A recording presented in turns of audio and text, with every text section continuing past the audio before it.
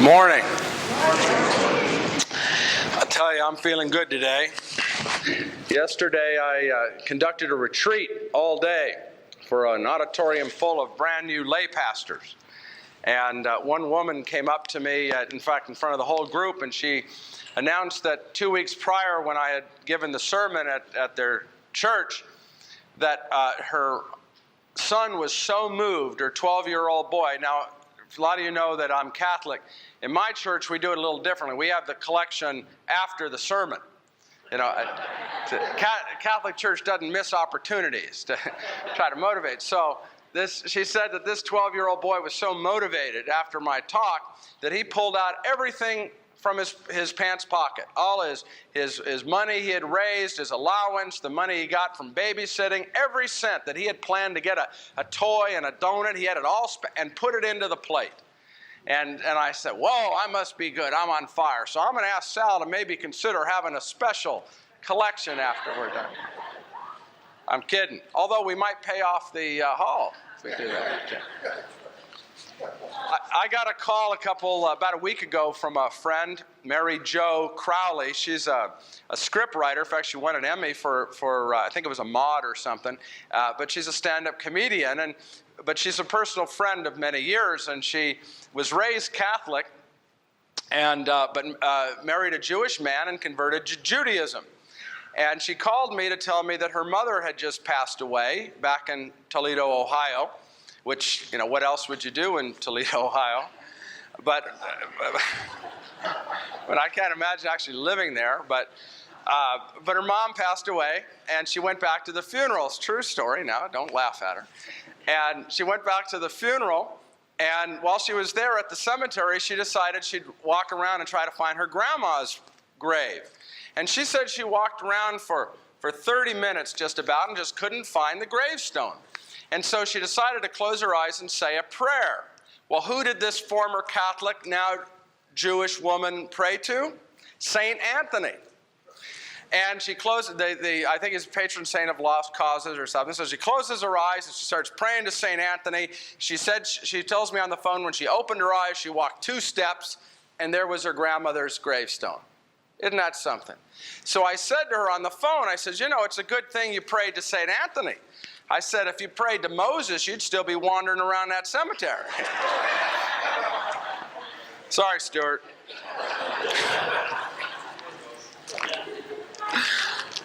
What I'm going to do today is talk about the gospel a little bit. And I'd like to first make a couple of comments about some of the things that it specifically says, and then I'm going to talk about what I think are the 2 main messages.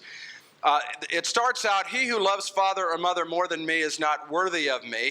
He who loves son or daughter more than me is not worthy of me.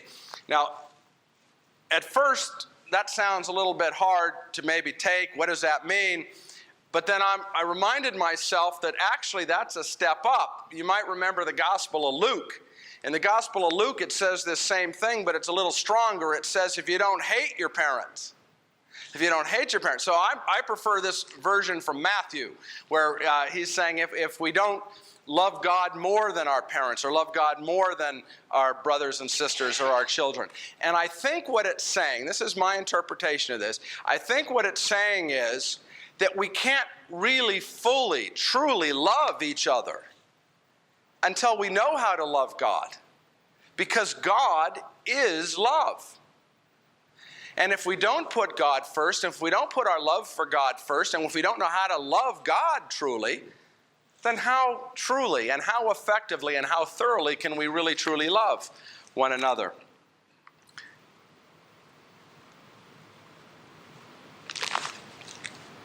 There are 2 main messages that I get out of this scripture. 3 actually, but I talked to the kids about one of them. And it is that first and foremost, we're to love God. That's what he wants us to do. That was the message of Jesus. What did Jesus say? Love God with all your heart and soul, and to love one another. And then Jesus later on in his ministry, I believe, gave us his definition of love when he went to St. Peter and he said to St. Peter, Simon Peter, son of John, do you love me? You remember that? And Simon Peter says, yes, Lord, you know I love you. And then Jesus says what? If you love me, you will tend my sheep. I believe that that was Jesus giving us his definition of love. In other words, the only way we can show love for God is by truly loving and being there for one another, for caring about each other. And that's what we're called to do. I was on a plane going from San Diego to Boston a while back, and I was sitting next to a woman who turns out was a nurse, and we got talking, and she asked what I was going to be doing in Boston, and I told her that I was going to be talking about this ministry I have. I don't think I've told you this story. Does it sound familiar yet? All right. And she said, oh, she says, you're one of those. She says, I hate people like you. I looked at her and said, excuse me? She said, I hate people like you. I said, ma'am, this is an awfully long flight. I said, why do you hate people like me? She says, because you church people, you're all a bunch of hypocrites. And I said, well, why do you say that? And she said, I'll tell you. She says, I'm a nurse. I work in the oncology ward, the cancer ward at a hospital, a local hospital in San Diego. And we had a woman patient once, not long ago, who was dying of cancer. And she, one day, out of the blue, she just started to cry. For no reason, she just started, that we knew about, she just started to cry. And she cried all day long till she fell asleep at night. And the next morning when she woke up, she started to cry, and she cried until she fell asleep. This went on for nearly a week. And then at the end of about a week, midway through the day, in the afternoon, she stopped crying. We ran to her room, and we found out the woman had died. She literally cried almost up until the time she died. So I said to the woman sitting next to me, I said, did you ever go talk to her? Did you ever go ask her why she was crying? And she said, oh, sure I did. And she says, that's why I don't like people like you. And I said, well, what happened? She said, I went into her hospital room. I sat next to her. I held her hand, and I said, sweetheart, please tell me what's wrong. Why are you crying so much? And she said, the woman looked up at me, and she said, I'll tell you. She says, I've been going to the same church most all of my life, all my adult life. And she says, I've been active. I've been very active. I've been there whenever they've had potlucks. She says, I bring the tuna surprise. She said, I was known for the tuna surprise.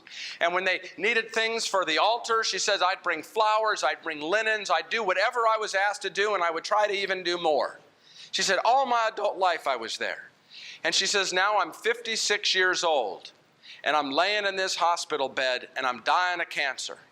And not one of those people has even come to see me.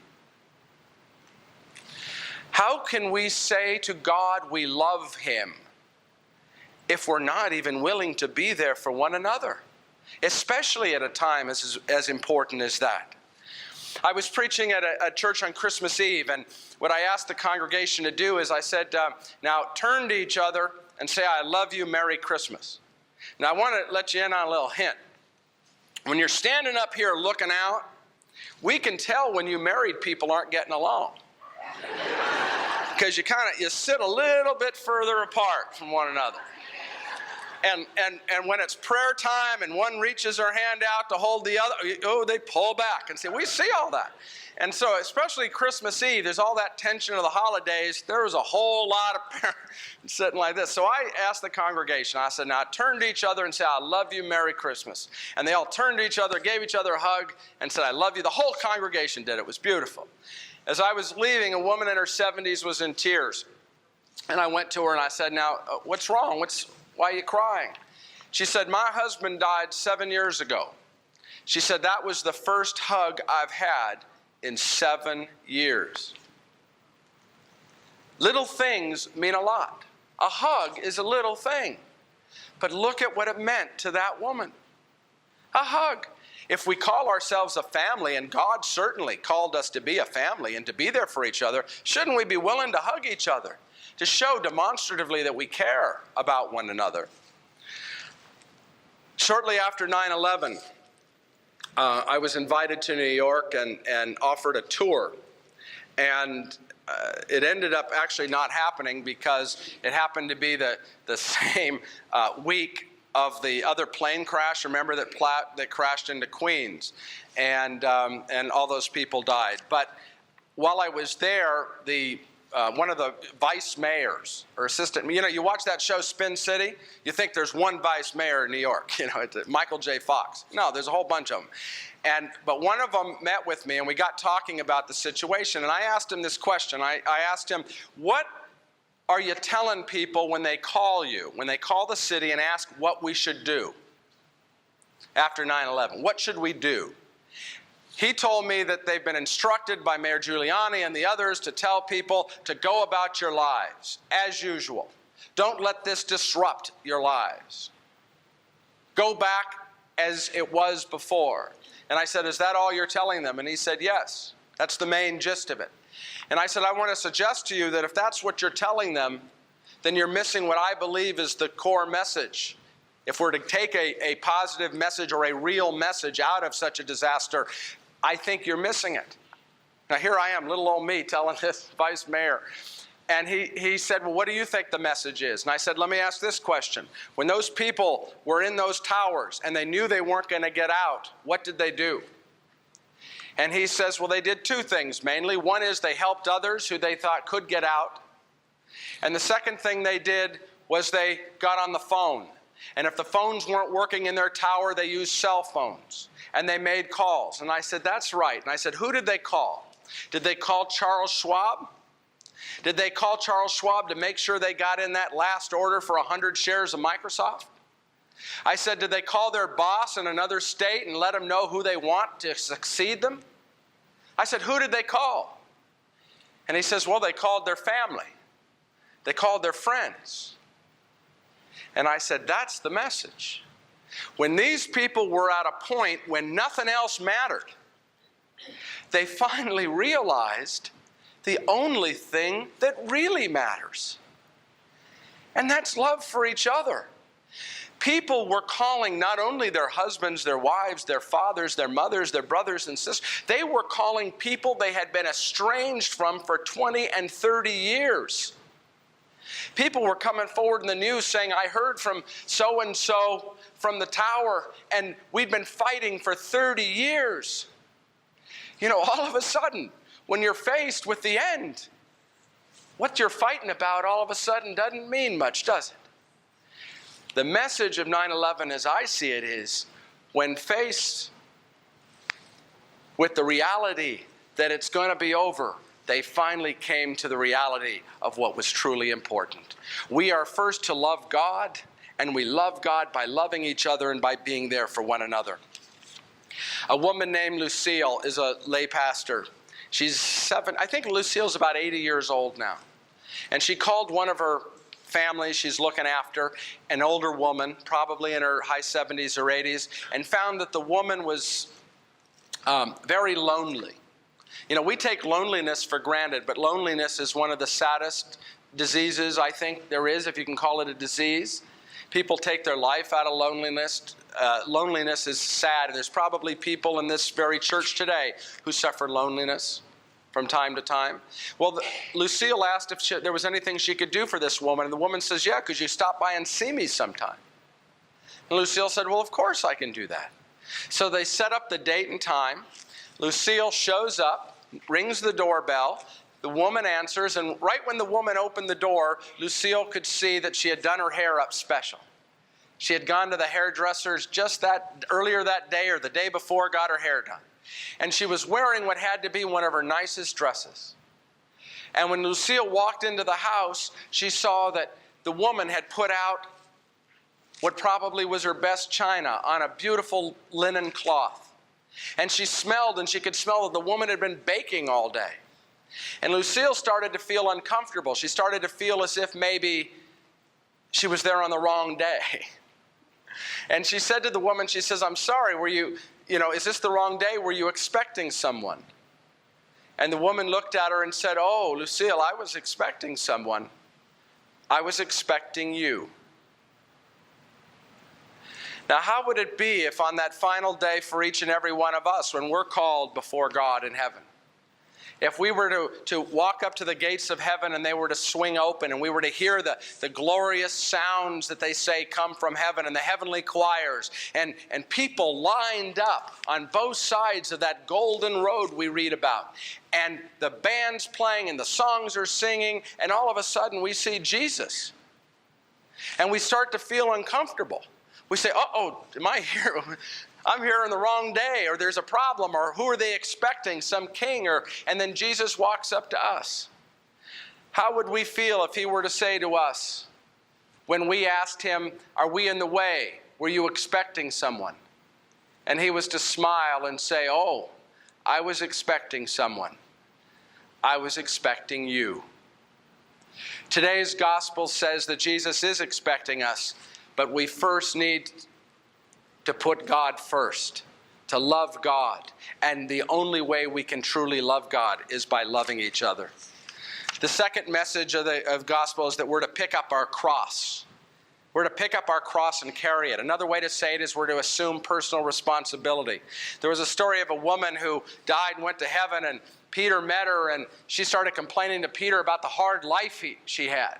She had a hard life. She had a burden. Her husband left her at an early age. She was left stranded to bring up the 4 kids, and they didn't turn out real well and made her life miserable, and she worked 3-4 jobs and on and on and on and on and on, and she said, I've had a horrible cross to bear. And Peter took her into a big room, and it's full of crosses. And he said, why don't you go find your cross for me? And they're all different size crosses. And the woman's looking around, and she finally found the biggest one in there, and she gets it, and she's trying to drag it out. And Peter says, wait a minute. He says, that's not your name on that cross. And Peter goes and digs through, and he finds a cross that isn't much bigger than this. And he said, this is the one. See, your name is on here. We're supposed to carry our own cross and not complain about our burden. Did Jesus complain about the burden of carrying his cross as he was marched through that crowd of people jeering at him? Are we supposed to sit there and analyze how big our cross is, or how heavy our cross is, or how much our burdens are? Are we supposed to compare our burdens to the next person? I don't think so. Jesus says we're to carry our cross. We're to take up our cross regardless of what it is, and we're to do it for him. My father had to do that. My father had a goal in life. His goal, all his life from a young kid, he wanted to be a pharmacist. That's what he wanted to do. And he had to take one break from his studies to go into the Navy and serve the country. He did that. And then after the Navy, he got out of the Navy, he went to college. But then his father died. And shortly after that, his brother died. So my father now was the only one left to go back and look after his mother and his sisters. So he had to. His cross, his burden, was to give up his dream, to go and do what he knew he was supposed to do, which was be there for his family, to care for his family. He never went back to his dream. And my mother used to tell us that he carried that. He sort of resented it. He didn't get to do what he had hoped to do. But he did something better. He faced up to his burden. He faced up to his cross. And he's a better father, a better man, and I believe a better Christian for his willingness to do that, regardless of his not fulfilling his own dreams. We were visited the other day, Patty and myself and Patty's folks, by a fellow named Rick Matzinger. Rick, you wouldn't know Rick, but Rick is a fellow who at 4 years old developed polio. That, for those of you that know people with polio, that's a major burden. That's a major cross they're given to carry. Now, Rick has got it pretty bad. Rick is about 62, and he's hobbled up. I mean, he's crippled up. He walks with a cane. He can barely move. He cannot sleep lying down.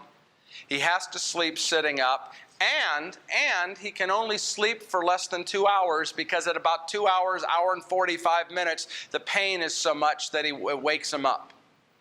And this is a fella enduring this day in and day out. But Patty will tell you, I don't think I've ever met anyone who had a better attitude, who was more positive about life and wanting to help out and wanting to do everything he could for others. But then he told me about a woman named Helen. Now, Helen is a woman who has a special place in her heart and has taken as her cross looking after those people who have polio. What she does for these people who have, and by the way, just as a point of information, a lot of people who had polio thought that when they had polio and they suffered the traumas of polio as a youngster, and then the vaccine came out and it rid their system of that, it was all over with. But they're now discovering there's something called, I think it's called post-polio syndrome. And people who had polio as kids, who thought that whatever the trauma was now over, are now experiencing it again and worse. Other parts of their body are shutting down. And they're needing help now as adults more than they ever needed. I mean, they could wake up in the morning and not be able to breathe. It's sad. Well, there's this woman named Helen in LA who these people with this post-polio syndrome know they can call. And she's taken it on as her burden to get these people what they need. Walkers, canes, hospital beds, Medicaid, whatever is going to help or relieve them, she does it. The interesting thing about Helen is that she too was a polio sufferer. She too is a post-polio syndrome sufferer.